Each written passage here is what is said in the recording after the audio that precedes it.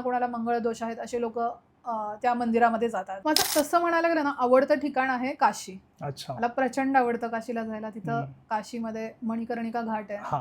हरिश्चंद्र घाट आहे, तसंच दशश्वमेध घाटावरती गंगा आरती होते संध्याकाळी. मला काशीला जायला प्रचंड आवडतं. असं वाटतं काशीमध्ये महादेव माता पार्वती सोबत तिथंच आहे, तिथंच राहतात, तिथंच त्यांचा वास आहे. काशी नंतर मला आवडतं उज्जैनला जायला.